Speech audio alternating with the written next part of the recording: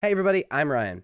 Today we're going to continue our constructed set review of the Brothers War with Colorless. The thing about the Brothers War, it's a very much an artifact-based set, so we have a ton of colorless cards here, and a lot of them are totally playable in constructed, so let's go through them.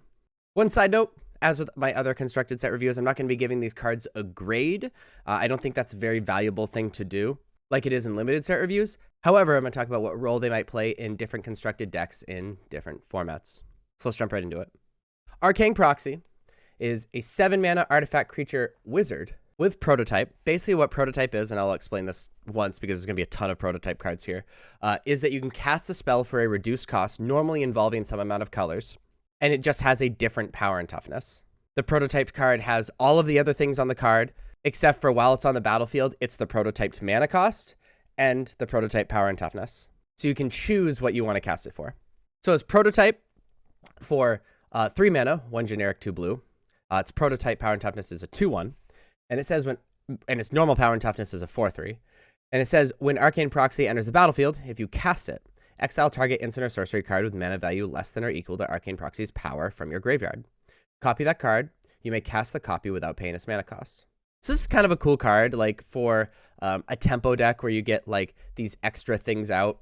I think the big issue with this card is that it doesn't have flash. So it'd be really, really cool to be able to like do a Torrential Gear Hulk situation with this card and like, you know, cast it for free. You know, I have a 2/1, get a free like mana leak effect or whatever. But I could see this card being played in these slower control decks, right? You know, you can play it, draw some cards with whatever you exile, like it's a reasonable blocker in the deep late game, being able to exile something that draws you a bunch more cards or something, and it's a bigger blocker and maybe a finisher. But I do think, like I said, the big thing that this thing is really lacking is that it doesn't have flash, so it doesn't work with counter magic. And that might be the big blocker from it being played in even standard, but I did want to talk about it. Blade Coil Serpent is X and 6, all generic, artifact creature Serpent, and is a 5/4. When Blade Coil Serpent enters the battlefield, for each blue spent to cast it, draw a card. For each black spent to cast it, each opponent discards a card. And for each red spent to cast it, it gets +1/+0 and gains trample and haste until end of turn. This is a really cool finisher. I think the issue with this card is that if you're not playing blue in your deck, I think you don't play this card. I think being able to like play a big body that does some other stuff like that draws you a bunch of cards as like a late game finisher is where this card wants to be. Probably in these like really slow mid-range decks or really slow control decks. I don't even think you have to be Grixis. I don't think you need to cash in on all of the parts of this card, but I think you need to at least be blue if you're playing this. But this could totally be a finisher for a Grixis control deck or the Grixis mid-range deck, you know, as a 1 or 2 of. Because as a body, being able to refill your hand is extremely powerful. I doubt this will make its way into Pioneer or Modern though. Cityscape Leveler is 8-mana artifact creature construct, is an 8/8, has trample. Whenever you cast a spell and whenever Cityscape Leveler attacks, destroy up to 1 target non-land permanent. Its controller creates a tapped Power Stone token. And it has Unearth 8. What Unearth is that you can return the card from the graveyard to the battlefield. It gains haste, exile it at the beginning of the next end step, or if it would leave the battlefield, and you can only do it as a sorcery. This card is awesome. So obviously, like being able to like destroy non-land permanents at will, right? When you play it and when it attacks, that is disgusting. This will definitely find a home in constructed. Like this is an incredible like ramp like target, you know, if any ramp decks come out, because like, you know, it's a big dumb guy that deals with stuff and it's like a finisher in and of itself, which is amazing. And it can come back and deal with stuff, which is amazing as well. I think the big way that this is going to change constructed is in Pioneer. I think this is going to totally replace Meteor Golem in the Karn board of Mono Green for a couple reasons. One, it's 1 more mana, which is kind of unfortunate. However, it has trample. It's 5 power and toughness more than Meteor Golem, which is wild in and of itself. It's not just when you cast it, but also when you attack with it, it destroys stuff. So if they let the Meteor Golem sit, or in this case, let the Cityscape Leveler sit, then you're going to be able to like destroy even more things. And once they deal with it, you get to destroy 1 more thing with the Unearth. This card is a strict, amazing upgrade for Meteor Golem and Mono Green. And any other deck that can cast it easily, it'll definitely be put in. Clay Champion is X and 4. Clay Champion enters the battlefield with 3 +1/+1 counters on it for each green spent to cast it. And when Clay Champion enters the battlefield, choose up to 2 other target creatures you control. For each white spent to cast Clay Champion, put a +1/+1 counter on each of them. And it's a 2/2. I think you play this in your aggressive green and or white decks. I don't think you need to be playing one or the other. I think in a mono green deck, it's great. I think in a mono white deck, it's great as long as it doesn't care about creature types. In a green white deck, obviously, it's the best. I mean, in a mono green deck, think about what this is. For each green spent to cast it, it gets 3 +1/+1 counters. In a mono green deck, this is a 4-mana 8/8. Like, let that process for a second.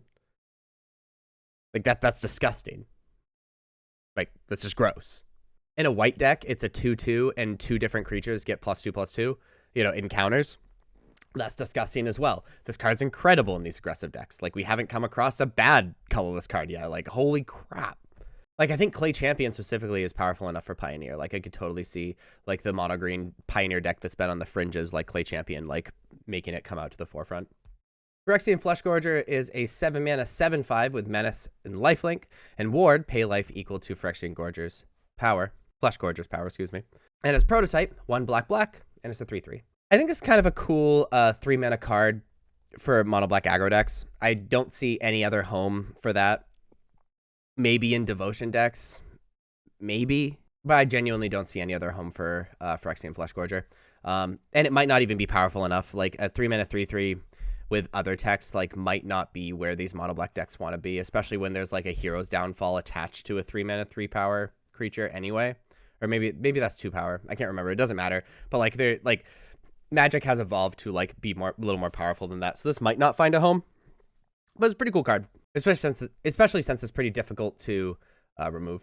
Platoon Dispenser is 5-mana 4/6. It's a construct. At the beginning of your end step, if you control 2 or more other creatures, draw a card. You can pay 4 mana, 3 generic, 1 white to create a 1/1 soldier colorless artifact creature token.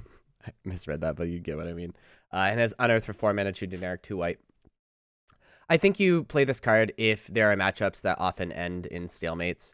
I think if you have a ton of creatures and are attacking with them, you probably don't have time to play this card. And I think if you're playing against like a removal spell mid-range deck or a control deck where they answer your threats, you won't be able to get this card to trigger. So I could see playing this card as a sideboard card against those like gum up the board mirror matches. But other than that, it probably won't see play. Portal to Phyrexia is a 9-mana artifact. When Portal to Phyrexia enters the battlefield, each opponent sacrifices 3 creatures. At the beginning of your upkeep, put target creature card from a graveyard onto the battlefield under your control. It's a Phyrexian in addition to its other types.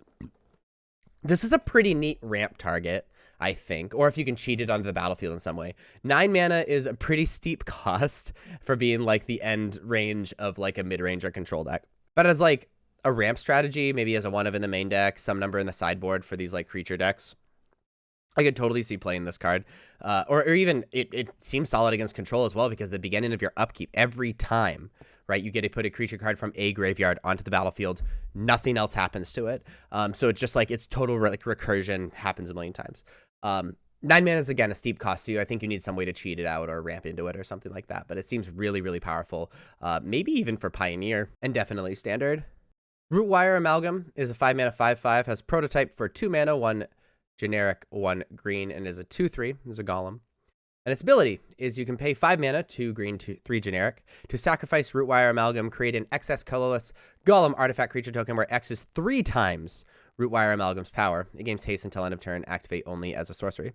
This is just another card that is like this very obviously pushed like green/mono green aggressive deck that is going to exist. 2/3 for 2, already fine. 5 mana for 5/5, already fine. But in the late game, being able to pay that mana, and your 2-power 2-mana creature suddenly turns into a 6-power token with haste, possibly bigger if you have like pump spells you want to do instead. It's just like a great example of one of these cards that is like reasonable on its surface and then like helps you curve with the prototype mechanic, which is kind of interesting. I don't see this scene play in Eternal formats, but if a mono green deck exists in standard, I could see playing this card. Skitterbeam Battalion is 9 mana 4/4 or prototype for 5 mana, 2 red, 3 generic as a 2/2. As trample and haste, when Skitterbeam Battalion enters the battlefield, if it was cast, create 2 tokens that are copies of it. This is a neat top end for aggressive red decks. Essentially you'll never cast it for 9 mana, but essentially it reads as 5 mana, 2 red, 3 generic, create 3 2/2s that goes wide. 6 power for 5 mana that spread out seems pretty good. I couldn't imagine ever playing this as a 4 of, but as like a 2 of top end, possibly. It's definitely one of the weaker prototype cards that we've gone over already and could just not see play, but I did want to mention it because it might. Surge Engine is a 2 mana 3/2 with Defender. You can pay 1 blue. It's like one of these level up mechanics. You can pay 1 blue to Surge Engine, loses Defender, and gains this feature can't be blocked. You can play 1 blue to Generic, where Surge Engine becomes blue and has base power and toughness 5/4. Activate only if Surge Engine doesn't have Defender. Or you can play 6 mana, 2 blue, 4 Generic, to draw 3 cards. Activate only if Surge Engine is blue and only once. I think this is just like exactly what tempo decks want, right? It's somewhere to put their mana. Late game, they get to draw a ton of cards. It can get totally huge, right? Especially something that can't be blocked. You know, as early as turn 4, right? It's a 5/4 unblockable. Like, that's incredible in and of itself, and somewhere to dump mana in the late game. Like, this is a must answer, which tempo decks love.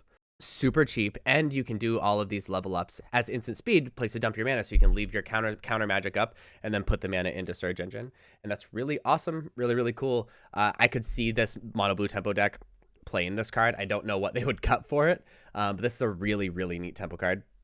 Urza's Xylex is a 3 mana legendary artifact, and for 4 mana, 2 Generic, 2 white, you can tap it and exile it to have each player choose 6 lands they control, destroy all other permanents, activate only as a sorcery. When Urza's Xylex is put into exile from the battlefield, so basically when you activate it, you may pay 2 Generic. If you do, search your library for a Planeswalker card, reveal it, put it in your hand, then shuffle. This is a great card for control decks, right? Play it on 3, activate it on 4, you wipe the board. It also wipes the board of like troublesome Planeswalkers you're playing against. One bad thing is also kills your Planeswalkers, so But if you wipe the board for those Planeswalkers, especially like if it's in the late game, you're struggling, you rip this card, you play it, you get rid of everything, and you get to search out a finishing Planeswalker for yourself. That seems really awesome in standard control decks. I could also see this existing in the Karn board of, these like Karn the Great Creator decks in Pioneer and Modern. You know, as just like a 7 mana reset button or a 9 mana like reset button, and I get another Planeswalker back. I think that's pretty cool. Phyrexian Dragon Engine is a 3 mana artifact creature. Phyrexian Dragon has double strike. When Phyrexian Dragon Engine enters the battlefield from your graveyard, you may discard your hand. If you do, draw 3 cards, and it has Unearth 5. It also melds with Mishra Claimed by Gix, which we'll talk about in our multicolor set review. Its melded form is Mishra Lost to Phyrexia, is a legendary artifact creature. Phyrexian Artificer is a 9/9, and whenever Mishra Lost to Phyrexia enters the battlefield or attacks, choose 3. Target opponent discards 2 cards, or Mishra deals 3 damage to any target, or destroy target artifact or planeswalker, or creatures you control gain menace and trample until end of turn, or creatures you don't control get -1/-1 until end of turn, or create 2 tapped Power Stone tokens. Even ignoring the opposite side here, Mishra Lost to Phyrexia, the front side of Phyrexian Dragon Engine is excellent. 3 mana, 2/2 double striker. Awesome. Also, when you play it, you can discard your hand and draw 3 cards. So it's a great like refill for these aggressive red decks. And in the late game, you can unearth it, which means you get to discard your hand and draw 3 cards again. These aggressive red decks love being able to just like puke out their hand, play a card like this. Essentially, when you play this card, you want it to be just like draw 3 cards, right? You know, you puke out your hand, play this card, draw 3 more cards, puke out your hand, unearth it, draw 3 more cards. Like, that's awesome. And then if Mishra ends up being good in these aggressive decks or decks that want to play this, then cool, you can play the other side. But even without the other side, super awesome. Simian Simulacrum is the 3 mana 2/1. When it enters the battlefield, you put 2 +1/+1 counters on target creature you control, and it has Unearth for 2 green, 2 generic. Just again, they're pushing this green aggressive deck. I think being able to go like 2-drop into this, all the counters on that 2-drop jam for more than you probably should. I read this as like it's a 3 mana 2/1 and then plus 2 more power with haste, right? If you're not putting it on something that's about to attack, it's definitely not good. But it being Unearthed, like when it re-enters, you get 2 more +1/+1 counters. The card's awesome, right? Probably only in standard again, but that's okay. The Stone Brain is a 2 mana legendary artifact. You can pay 2 mana, tap it, and exile it to choose a card name. Search target opponent's graveyard, hand, and library for up to 4 cards with that name, and exile them. That player shuffles, and then draws a card for each card exiled from their hand this way. Activate only as a sorcery. This card's amazing. It's going to be played in every format. It's no longer are extract effects limited to the black color. You have this, you have all this other stuff. Where this card really shines is going to be grabbing it out of Karn boards with Karn, because you can grab it with Karn. You already have the mana to play it and activate it because you have Karn. You play it, activate it, you get to extract something from your opponent's decks, it gets exiled, and then because it's exiled, you can grab it with Karn again and continually doing it. This is going to totally break these Karn decks. Like this card might get Karn banned, to be totally honest with you. And where I think of it immediately, right? The best Karn board deck is that mono green deck in Pioneer, like is a big win for that deck. But will be played just maybe as a sideboard card or maybe a main board card in almost anything, because again, now it's not restricted to just black. Any deck can be playing the Stonebrain. Any deck can be playing an Extract effect now. And that's a really big deal for a cheap cost, really. This card was probably a mistake. It's going to be wild. It's going to be really hard to play combo decks now, even. Ashnod's Harvester is a 2-mana 3/1. Whenever it attacks, exile a card from a graveyard, has Unearth for 1 black, 1 generic. I think this is a decent sideboard card, or maybe like some number in the main board for these mono black aggressive decks. Just as like Graveyard Hate, where you get to still be aggressive through. And I like that. That's pretty cool. Haywire Might is a 1-mana 1/1. When it dies, you gain 2 life, and you can pay 1 green to sacrifice Haywire Might and exile target non-creature artifact or non-creature enchantment. It's just a really good card. Gains you some life. Maybe it blocks. You can do the stuff at instant speed. You get to exile a artifact or non-creature enchantment. That's a great sideboard card. And maybe the best, if you're in green, maybe the best artifact and enchantment hate in the sideboard for Pioneer and Standard. And most importantly, and I keep coming back to this, but this is an artifact set and it matters, a great grab with Karn the Great Creator as a card board. And the last one we're going to talk about is Woodcaller Automaton is a 10-mana 8/8 or has prototype for 4 mana, and it's a 3/3. When Woodcaller Automaton enters the battlefield, if you cast it, untap target land you control, it becomes a tree folk creature with haste and base power and toughness equal to Woodcaller Automaton's power and toughness. It's still a land.